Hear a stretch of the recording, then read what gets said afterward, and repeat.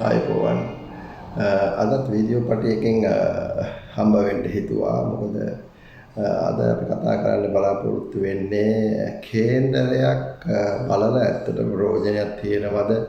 කේන්දරයකින් අපිට ජ්‍යොතිෂ ශාස්ත්‍රය ගාවට ගිහිල්ලා බලලා යහපතක් උදා කරගන්න පුළුවන් කමක් තියෙනවද?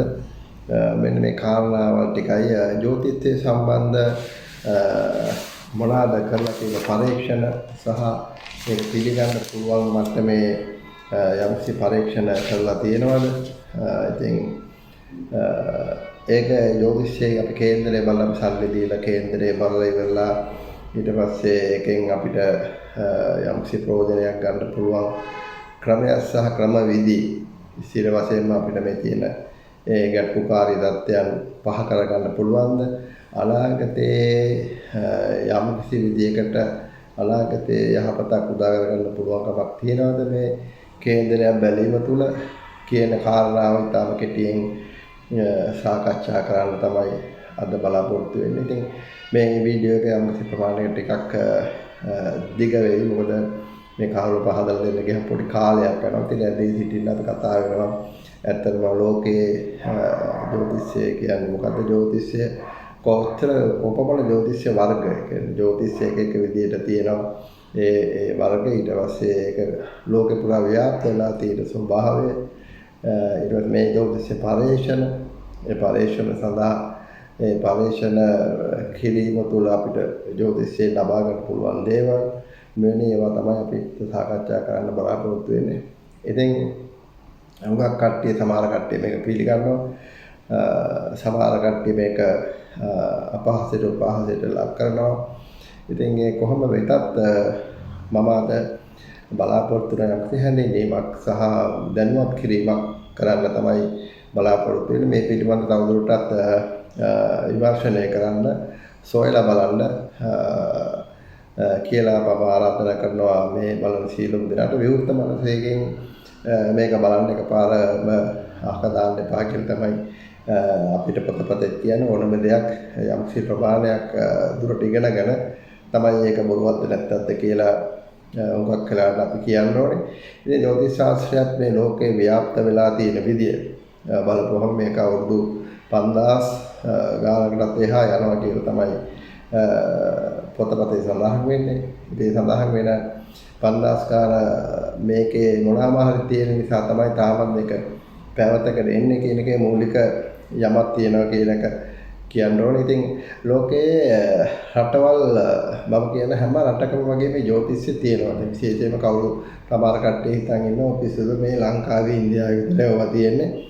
වෙන රටවල් වල සුද්ධ ජ්‍යොතිෂය බලනවාද කේන්දර බලනවාද කියලා කියනවා. ඉතින් ඒකට උත්තරයක් වශයෙන් කියලා දෙන්න තියෙන්නේ ලෝකයේ පුරා මේ දැන් නෙමෙයි අවුරුදු 1000 ගානක් ඉස්සෙල්ලත් මේ කේන්දර බල ජ්‍යොතිෂය තියලා තියෙනවා. ඉතින් තාමත් තියෙනවලු බ්‍රිතාන්‍ය කෞතුකාගාරේ අවුරුදු 2000කට වැඩි කේන්දරයක් තියෙනවලු බ්‍රිතාන්‍ය කෞතුකාගාරේ මම දැක පොතක තියෙනවා. ඉතින් එවැනි තත්ත්වයක් තියෙන. ඉතින් ලෝකේ පුරාම පිටර ඇමරිකාව, එංගලන්තය, එතකොට ජර්මනිය, ප්‍රංශය මේ බටහිර රටවල් වල ඊගාවට මැද පෙරදිග රටවල් වල තියෙන විශේෂ පුරාණ ඉඳලා තියෙනවා. ඉතින් ඒකත් එක්ක ග්‍රීසිය, රෝමය හරි ඒවා ඊජිප්තුව ඉතින් මේ වැනි රටවල් වලත් චීනය ඊගාවට ලංකාව, ඉන්දියාව, තායිලන්ත මේ රටවල් වල මේ ලෝකේ පුරාම මේ ජ්‍යොතිෂය සෑහෙන කාලයක් ඉඳලා මොනවාද ව්‍යාප්ත වෙලා තියෙනවා. මේවට තියෙන පොතපත තියෙනවා. අතන මම පෙන්නන්න පොතපත කිහිපයක් මේ බලන කට්ටිය ටිකක් දැනුවත් වීමට. එතකොට දැන් මේ පොත the planetary key of life planetary influences. එතකොට මේ පොත ඇත්තටම USA වල තියෙන USA වල ගහපු පොතක් 1904 තමයි මේ පොත ඒගොල්ලන් ප්‍රකාරයෙන් 1904 මේක USA. එතකොට ඊගාට මේ පොත 1953 astrology and the art of healing 1953 New York වල මේකේ ඒගොල්ලන් භාව කේන්දරය වුණේ ග්‍රහ දෘෂ්ටි අනුව තමයි යාලා බලන්නේ. මේ ඉලා ඇමරිකාව. ඒකට මම මේක historic astrology මේක එංගලන්තේ 1918 historic astrology. ඉතින් එතකොට මේක ඒ planetary magic planetary වලින් කොහොමද කරන ග්‍රහයන්ගේ අසුබ නැති කරගන්න පුළුවන් planetary magic. ඊගාට මම මේ ටික අපිට මේක Chinese astrology හරි චීනේ. ඒකට ඒවා ඊට පස්සේ karmic astrology කැනඩාවේ මේක. හරි ඊට පස්සේ ඉතින් මේ හැම රටකම ඊගාට විශේෂයෙන්ම කියන්න එකක් තියෙනවා. දැන් මේ එඩ්ගා කේසි මහත්මයා ඇමරිකාවේ වර්ජීනියා වල මේ දිවසෙන් ලෙඩ හොඳ කරලා තියෙනවා. මම හිතන්නේ 25000ක් විතර දිවසෙන් බලලා යාට අමුණ අධිමානසික ශක්තිය දිවස් වලින් බලලා මේ එඩ්ගා කේසි කියන net එකේ ගහම බලන්න පුළුවන්. එඩ්ගා කේසි සෙන්ටර් එක වර්ජීනියා බීච් වල තියෙන්නේ. ඉතින් ඒකේ එඩ්ගා කේසි මේ දිවසෙන් planetary මේ බුද the planetary influence of Jones කියන මේ පොත එඩ්ගා කේසි. එතකොට දිවසේ බලලා ග්‍රහ පීඨයේ ග්‍රහයන්ගේ හැසිරීම සහ බුද කේතු රාහු කොහොමද මිනිසුන්ට බලපාන්නේ. ඊට පස්සේ ඒ වගේ එකක් තමයි දැන් mental disorders, astrological influence of mental disorders. මේ වගේ ලෝකේ පුරාම මේ ජ්‍යොතිෂ ශාස්ත්‍රය ව්‍යාප්ත වෙලා තියෙනවා. මේක ව්‍යාප්ත වෙලා තියෙන මේකේ විශේෂ හේතු තියෙනවා. ඉතින් මේක හේතු තියෙන්නේ මේවා ලංකාවේ නම් මේවා ගොඩක් පරීක්ෂණ ලක් වෙලා නැහැ. මේ ලංකාවේ පරීක්ෂණ ලක් වෙලා නැහැ. මේක ලංකාවේ ජ්‍යොතිෂ පොතපතෙන් ජ්‍යොතිෂය කියාගෙන යනවා. මේ කියන කරුණු ලංකාවේ පරීක්ෂණ ලක් වෙලා නැහැ. ඒක තමයි එකක් ලංකාවේ කට්ටියට සහ ඒ කියපුවා සමහර වෙලාවට ජ්‍යොතිෂය යොදාගෙන තියෙනවා සමහර විදියට ඒ යොදා ගන්න ඕනේ නැති ශ්‍රේෂ්ඨවල සහ අවස්ථාවලට. ඒකත් එක. ඉතින් අපිට කියන්න දෙන මගේ අත්දැකීමත් උඩ අපි අවුරුදු 20ක 25ක අත්දැකීමත් උඩ ජ්‍යොතිෂයෙන් විශාල ප්‍රයෝජනයක් ගන්න පුළුවන්. මොකද හරියට උපන් වෙලාවක් දුන්නොත් ඒ වෙලාවේ ආකාශ සිතිය මේ තියෙන ග්‍රහ පිහිටීම් අනුව කියන්න පුළුවන් තමන් අතීත භවයන් වල කරලා තියෙන කර්මයන්ගේ ස්වභාවය සහ ඒ කර්ම පවුපින් ඒක නැවත අපිට රිෆ්ලෙක්ට් නැවත අපිට එන කාල පරිච්ඡේද මේ ජ්‍යොතිෂ ශාස්ත්‍රය හරියට ඉගෙන ගත්තොත් සහ ඒ ජ්‍යොතිෂ ශාස්ත්‍රය කියන එක අන්තර්ඥානයක් අවශ්‍යයි. ඒ කියන්නේ මේකට හිත ටිකක් දියුණු වෙන්න ඕනේ. ඒ කියන්නේ පොතපතෙන් විතරක් මේක කියන්න අමාරුයි. මොකද මේ ශාස්ත්‍රය හොයාගෙන තියෙන්නේ එවැනි හිත දියුණු කරපු සාමාන්‍ය මනසෙන් ඔබට ගිහිලා දැකපු උත්තරයන් වාසයේ තමයි මේ ජ්‍යොතිෂ නියාමයන් ඉදිරිපත් කරලා තියෙන්නේ. ඉතින් ජ්‍යොතිෂ ශාස්ත්‍රයේ සීල වශයෙන්ම යම් කිසි විදියක ඉහළ මානසිකත්වයක් දියුණු කරගත යුතුයි. විශේෂයෙන්ම භාවනා කටයුතු වලදී එහෙම දිනු කරගත්තට පස්සේ ළඟට ආපු තමන්ගේ සේවාදායකයාට තමන්ට හොඳ යථාර්ථ තත්ත්වයක් පහදලා දෙන්න පුළුවන්. ඉදිරි අනාගතයේ ඉදිරියේ තමන්ට මොකද්ද වෙන්නේ, දැන්ට වෙලා තියෙන ප්‍රශ්න කොහොමද නවත්ත ගන්න කියන එක. ඉතින් මම අද දැන් පෙන්නනවා දැන් ජ්‍යොතිෂ වර්ග කිහිපයක් අපේ රටේ තියෙනවා. නම් එකක් ওই රාශි කේන්ද්‍රය අනුව තාම පුරාණ වේද ශාස්ත්‍රී රාශිය මුල් කරගෙන පලාපල කියලා ජ්‍යොතිෂ ක්‍රමයක් විශේෂයෙන් මුල ඉඳලම තිබුණා. ඉතින් ලංකාවේ ප්‍රධාන මුදුන් මේක. ඊට පස්සේ දැන් ඊට ක්‍රිෂ්ණමූර්තිතුමා මේක තවදුරටත් නැකත් ක්‍රමයක් මූලික කරගෙන භාව කේන්ද්‍ර පද්ධතිය කියලා ජ්‍යොතිෂ ක්‍රමයක් අලුතෙන් මේක අලුත් පැත්තකට හඳුන්වලා දුන්නා. ඒකට මේ භාව කේන්ද්‍රය මූලික කරගෙන ඒ ග්‍රහයන්ගේ අංශක ගණන් මූලික කරගෙන ග්‍රහ පීඨ නැකත් උපෝපාධිපති මූලික කරගෙන කේන්ද්‍ර බලන විදියක් අපේ රටේ තියෙනවා. ඊට පස්සේ දැන් නාඩි ජ්‍යොතිෂ වර්ග කීපයක් මේක ප්‍රධාන බිරිගු නාඩි ජ්‍යොතිෂය උපයෝග කරගෙන කේන්ද්‍ර බලලා බලාපොරොත්තු කියනවා. ඊට පස්සේ වර්ෂඵල කතනය කියලා තව ක්‍රමයක් තියෙනවා. සූර්ය ශ්‍රීපති ජ්‍යොතිෂය කියලා තව ක්‍රමයක් තියෙනවා. ඊට පස්සේ ටොලමියානි ජ්‍යොතිෂය ක්‍රමය කියලා තව ක්‍රමයක්. මේ වගේ මේ ජ්‍යොතිෂය එක පැතිකඩවල් මේ ග්‍රහ පීඨීම්, නැකත් පීඨීම්, රාශි පීඨීම්, භාව පීඨීම් මේවා ගොඩාක් උපයෝගී කරගෙන ජ්‍යොතිෂය එක ආකාරයට විග්‍රහ කරන එක පැති එක පළාත් එක රටවල් තියෙනවා. කොහොම වුණත් මූලික පිහිටන මේ ග්‍රහයෝ නවග්‍රහයෝ මූලික කරගෙන තමයි මේක කරන්නේ. ඒක ඊශ්වරු පරාසර මුනිතුමා මූලික වශයෙන් මේක හඳුන්වලා දුන්නේ. ඒ උඩ ඉතින් පස්සේ තමයි විකාශනය තමයි බටහිර ඊටත් තියෙනවා කියලා ඉන්දියාවෙන් කියන්නේ. ඒතර ඒ අනුව මේ කොහොම වුණත් මෙවැනි ජ්‍යොතිෂ වර්ග කෝකෙන් වුණත් අර අන්තර්ජාලය කියන එක දිනු කරගන්නම ඕනේ. කරගෙන තමයි මේ සේවදාකට යමක් කියන්නේ දැනන විදිහේ යමක් කරලා දෙන්න පුළුවන් වෙන්නේ. ඉතින් ඒකත් මතක තියාගෙන අපි යමු ජ්‍යොතිෂය යම්කිසි පරීක්ෂණ වගේකට ඒක මේ පිටරටවල් වල කර පරීක්ෂණ වගේක් මම කියන්නම්. සාමාන්‍ය මේ පරීක්ෂණ ප්‍රතිඵල මෙහෙමයි. ඉතින් දැන් ගන්ටර් සර්ච් කියන විද්‍යාඥයා මේ සම්බන්ධ ස්විට්සර්ලන්තයේදී කරපු පරීක්ෂණ කීපයක්ම තියෙනවා. මේ එක පරීක්ෂණයක් තියෙනවා මේ කේන්දර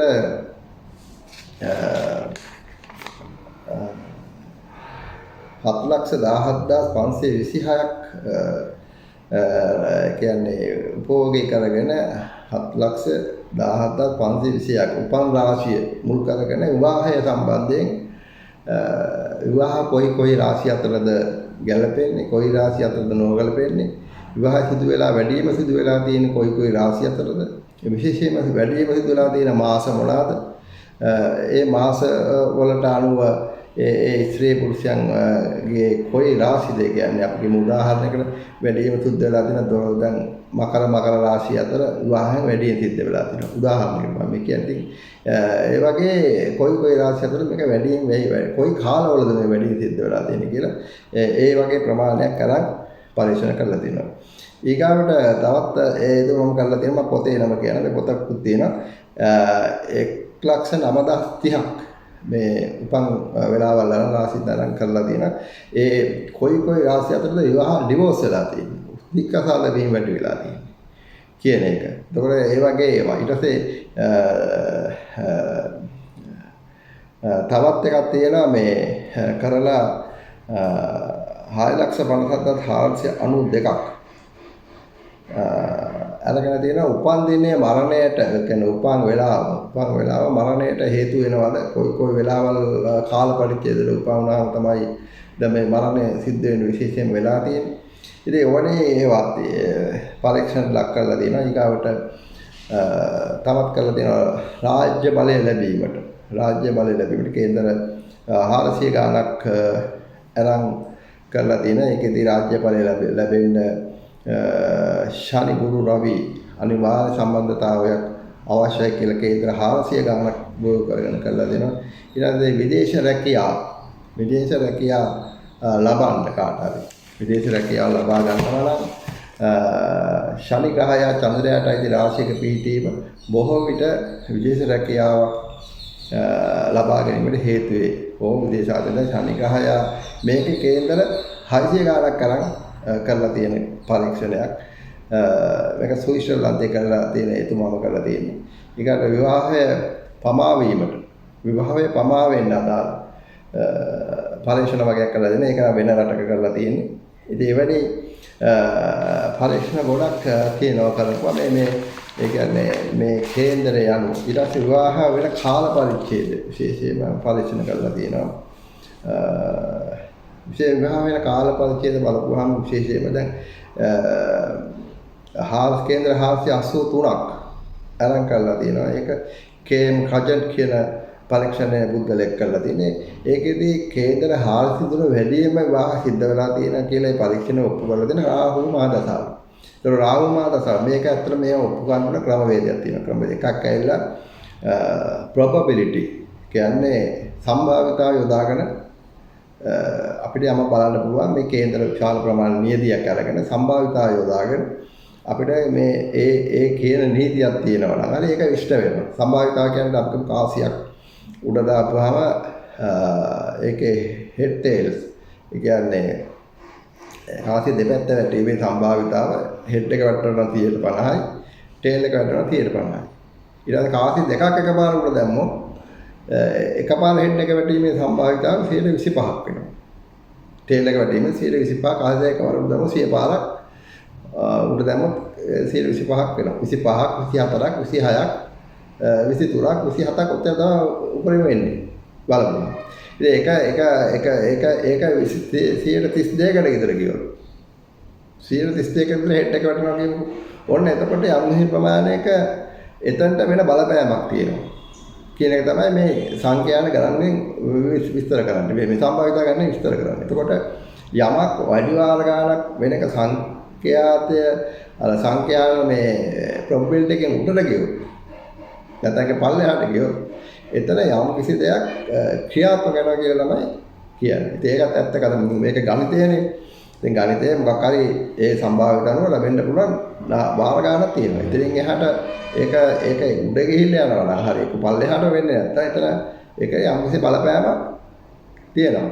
ඉතින් ඒ මූලධර්ම උපයෝග කරගෙන මේක පරීක්ෂණ කරලා දෙවෙනි එක සංඛ්‍යා ස්ටැටිස්ටික්ස් කියන්නේ මේ සංඛ්‍යා කියන්නේ ගොඩාක් කේන්දර අරගෙන කේන්දර ලක්ෂ ගණනක් අරගෙන අපි කියමු උපන් වෙලාවල් 6 ලක්ෂ ගණනක් 7 ලක්ෂ ගණනක් අරගෙන මේ උපන් වෙලාවල් අනුව ඒ කොහොමද මේක ග්‍රහය වෙනකොට කොහොමද මරණාසන්න වෙලා තියෙන්නේ කොයි ග්‍රහයන්ද දැන් විශේෂයෙන්ම මට කියන්න අපිට පුළුවන් තව තියෙනවා වෙල රෝග හැදෙන්න කොයි ග්‍රහයද බලපාන කියලා කේන්දර ගොඩාක් පිළිකා හැදෙන්න කොයි ග්‍රහයද බලපාන දෙන්නේ එතකොට ඒ වගේ මේක දැන් විද්‍යාත්මකව මේ ලංකාවේ බටහිර මේවා පරීක්ෂණ ලක් කරමින් තියෙනවා සහ ඒ ග්‍රහ දෘෂ්ටි වැටෙනකොට කොයි වෙලාවද මරණය සිද්ධ වෙන්නේ කියන එක පරීක්ෂණ පොතපත තියෙනවා. ඉතින් අපේ රටේ තමයි නැත්තේ. අපේ රටේ නැති නිසා තමයි හුඟක් කට්ටිය මේකට දෝෂාරෝපණය කරන්නේ සහ හරියට ඉගෙනගෙන ජ්‍යොතිෂය කරන්න ඕනේ.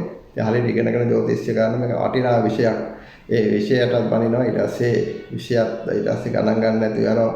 ඒක ඇත්තටම මේ ශාස්ත්‍රය මානව එයාට ගොඩක් කියන්නේ ලෞකික ජීවිතේ තමන්ට මොන හරි උපකාරයක් ගන්න පුළුවන් ශාස්ත්‍රයක් නිසා ඒක ගැන පොඩ්ඩක් හිතන්න කියලා අපි සීල දෙනාටම කියලා. ඉතින් මෙවැනි පරීක්ෂණ මම මේ කිව්වේ හඳුන්වා දීම. ඉතින් මෙවැනි ඔයාලට මේ පොතපත තියෙනවා බලන්න. එතකොට පොතපත බලලා මේ එකපාරට මේක තරින් නැතුව ජ්‍යොතිෂයේ කේන්දරයක් අරන් යන පුද්ගලයා ගේ විශ්වාසය තවදුරටත් තහවුරු වෙන්න. ඒක බලා ගන්න ඕනේ. දැන් අත්‍තරම ජ්‍යොතිෂයේ බලන්න ඕනේ අපි කේන්දරයක් බලන්න ඕනේ. හොඳට ඉන්න කාලේ කේන්දරයක් බලන්න ඕනේ. දැන් අපි උත්සාහ යන්නේ කේන්දරයක් හොඳටම සෞතු කාලයකදී කරන්න දෙන අසනීප වෙන පෙන්නකොට මේවා එනකොට වාව ගන්න බැරි වෙනකොට අපි කේන්දරය අරන් යනවා. ඉතින් එතකොට ගොඩක් අර වැටෙන්න ඕනේ වලේ වැටිලා ඉවරයි. ඉතින් ඒ නිසා මුලින්ම ඕනේ හොඳට ඉන්න කාලේ තමයි කේන්දරය බලන්න ඕනේ. සියලු දෙනා කියන හොඳට ඉන්න කාලේ කේන්දරය බලා ගන්න හරි ජෝතිෂය. එතකොට තමන්ට එන අසුබ කාලවල තමන්ට ඒවට ඇඩ්ජස්ට් වෙන්න පුළුවන්. මෙව වෙන්න පුළුවන්. ඒ නිසා දැන් විවාහ දෝෂ තියෙන කට්ටියට ඉක්‍රාල තියෙන විදේශ රැකියා තියෙන කට්ටියට එතකොට අධ්‍යාපනය කරන්න බැරි කට්ටියට සෙන්සුර ඒ රාෂ්ට්‍රක තියෙන කට්ටියට ඉතින් මෙවැනි ඒවා කොහොමද මෙවෙන් බේරෙන්නේ කොහොමද මේ මොන ග්‍රහයන්ගෙද බලපෑම් තියෙන්නේ ඉතින් එවැනි ඒවා ඇත්තටම කුජ දෝෂය තියෙනවා කියනවා කාල සර්ප යෝග තියෙනවා සෙන්සුර ඒ රාෂ්ට්‍රක තියෙනවා හතර කේන්ද්‍රය පාල් මේවා තියෙනවා කියලා කියනවා ඉතින් මේවා තිබුණාට මේවා වෙන දේවල් කොහොමද නවත්ත ගන්න කොහොමද මේවා ගන්න ජ්‍යොතිෂයේ උගක් කරාට කියන්නේ මේ කාලේ හොඳ නෙවෙයි ඊට එහා ගිහිල්ලා මේක නවත්ත ගන්න කොහොමද? දැන් මේක ජ්‍යොතිෂ ශාස්ත්‍රය විතරක් තනියෙන් නවත්තලා මේ සෙත් කවියක් කියලා ඊට පස්සේ මේ පූජාවක් දීලා එහෙම කළා ප්‍රමාණවත් නැති.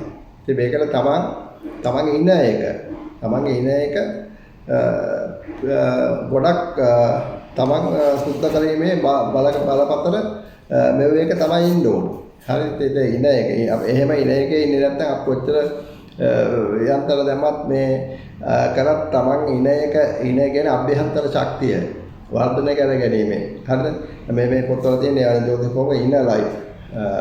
The inner life Charles W. Lindbergh. දැන් මේ තියෙන්නේ දැන් ජ්‍යොතිෂයට අමතරව මේක නැත්තම් කරන්න බැරි වෙනවා. දැන් පරමහංස යෝගානන්ද ශ්‍රී පරමහංස යෝගානන්ද මේ ජ්‍යොතිෂ ශාස්ත්‍රය කොහොමද කියලා දෙන අතරම කොහොමද අපලෝලින් බේරෙන්නේ? අපලෝලින් බේරෙන්න බෑ. දැන් කේන්ද්‍රේ වලවලන්න මාර කපලයක් තියෙනවා. මාර කපලයක් තියෙනවා නම් ඒකෙන් බේරෙන්න බෑ. කේන්ද්‍රේ බලුවා කියලා මාර කපල ඊට කිව්වට පස්සේ ඒකත් සයිකොලොජිකලි වැඩ කරනවා. ඉතින් ඒ වගේ මේ පොත්පත්වල ගොඩක් ඒවා තියෙනවා. දැන් ඒකට අපේ ලංකාවේ හිටියා රෝනල් සුරංජිත් සේනන්ද කියලා මහත්මයෙක්ගේ පොතක් සංඥා ලෝකයෙන් විහිදෙන රහස්. හරිද? මේකේ තියෙන්නේ ඇත්තටම මේකේ අපේ නැතුණු දේශපාලනයෙන් කිහිප දෙනෙක්ගේ ඒකේ රැස්වලල්ල එතුමාට පේන්නලා තියෙන ඒ අතීත ඩෝණෙන් රැස්වලල්ල අනුව මාරක තියෙනවා කියලා තියෙන එකක්. ඉතින් මේකේ ගොඩක් ඒ රැස්වලල්ලේ තියෙන මාරක ගොඩක් තියෙනවා. පේමදාන මහත්මයාගේ රැස්වලල්ල ඊට පස්සේ මේ සිරිමාව බණ්ඩාරංග මහත්මියගේ රැස්වලල්ල ඒ රැස්වලල්ල එයා ඒකට කට්ටියත් එක්ක ඊට පස්සේ මාග්‍රට් තත්ත්වයේ රැස්වලල්ල බලලා ඊට පස්සේ ඩයනා කුමරියගේ ඉතින් මේ රැස්වලල්ල අනුව මාරක රැස්වලල්ලේ සැඟවිලා තියෙනවා කියලා එතුමා කියන්නේ. ඉතින් රැස්වලල්ල තියෙන චක්‍රවල ඒක මම ඊට ඉස්සරහට කියන රැස්වලල්ල ඇති වෙන්නේ චක්‍රවල. ඒතර ඒවැය තියෙන චක්‍ර අනුව තමයි ග්‍රහයෝ ඒ චක්‍ර මේ ග්‍රහයන්ගෙන් කියන්න පුළුවන්. දැන් ග්‍රහයක අපි කියමු සතුරු වෙලා නීච වෙලා අසුබ ගාසුසුලි පිළිලා තියෙනවා කියලා. එතකොට ඒට අදාළ චක්‍රයක් තියෙනවා. ඒ චක්‍රය එතකොට හරියට වැඩ කරන්නේ. චක්‍රය වැඩ කරන්නේ කියන එකට ශක්තිය නේ. දැන් ඒ වගේ අර එඩ්ගා කේසි කියනවා වගේ මරණාසන්න පුද්ගලයෙක් කාගේ හරි මාරකයක් බලාගෙන පුද්ගලයාක රැස්වලල්ල කළු පාටට ඒක අඳුර වෙලා තමයි තියෙන්නේ. ඒක දිවසෙන් දැකපු එකක්. ඉතින් මෙවැනි ඒවා මේ ග්‍රහ පීඨි මල කියන්න පුළුවන්. ඒ කියලා මහා දසාව අතුරු දසාව මේවා යමක් තියෙනවා. ඉතින් මේ හිතත් එක්ක සම්බන්ධ සියලුම දේ හිත ඉන එක කියන්නේ හිත බලවත් කිරීම. ඉතින් හිත බලවත් කිරීම විශේෂයෙන් තමන් භෞතික ලෝකයේ පැය 24ම ඉන්නේ නැතුව අධ්‍යාත්මික ලෝකයේ කියන්නේ අධ්‍යාත්මික ලෝක පැත්තේ තමන්ට ඉන්න පුළුවන් නම් අනුගාමී විනාඩි 20ක් 30ක්වත් තමන්ට මේකෙන් මේ ඉන එක වැඩි දියුණු කරගන්න පුළුවන්. ඉන එක වැඩි දියුණු කරගන්නකොට තමන්ට පුළුවන් වෙනවා තමන්ගේ ග්‍රහපල නවත්ත ගන්න. ඉතින් අපිට කරන්න පුළුවන් බාහිර මම ජ්‍යොතිෂ ශාස්ත්‍රයේ වශයෙන් අපිට පුළුවන් බාහිර බලපෑමක් ඔබතුමාට කරලා දෙන්න. අර ඔබතුමීට කරලා දෙන්න. ඉතින් ඇතුළ අභ්‍යන්තරයකට ලෑස්ති වෙන්න ඕනේ. ඒකටත් භාවනා කටයුතු ක්ලේශ ධර්ම පුළුවන් තරම් පාලනය කරගන්න. ඊට පස්සේ තරහ වගේ ඒවා පාලනය කරගන්න නේද? ඒ වගේ උත්සාහයක නිරත වෙන්න ඕනේ. ඉතින් අපල තියෙනකොට මාරක අපල දෙන ගොඩාක් බලපතල අපල තියෙනකොට විශේෂයෙන්ම පිළිගා අංශභාග ඊට පස්සේ කැන්සර් මේ අංශභාග ඊට පස්සේ කියන මානසික පීඩාවල් ඊට පස්සේ බ්‍රේන් එකේ තියෙන ප්‍රශ්න ඊට පස්සේ ওই තියෙන ප්‍රෙෂර් ඊට පස්සේ ඔය වගේ ලෙඩ රෝග ශරීරයේ තියෙන ලෙඩ රෝග පාලනය කරන්න නවත්ත ගන්න විශේෂයෙන්ම මනසට පුළුවන්. මනස බලවත් කිරීම තුළ දැන් බෙහෙත් ගොන්නක් බොන දැන් බෙහෙත් 20ක් 30ක් බොන කට්ටිය ඉන්නවා. එයාලා මේ විශ්වයේ තියෙන මේ ශක්තිය ගන්නෑ. ඒ ගන්නෙ නෑ. ඒ ගන්නෙ නැති නිසා තමයි බෙහෙත් වලින් එක ගන්න. බෙහෙත් වලින් කරන සීමාවක් තියෙනවා. මොකද භෞතික ශරීරය ඇදිලා සහ කියන්නේ ශක්ති ශරීරය කියන ශක්ති දෙකක් කී තමයි අනුසෙක් මේක යන්නේ.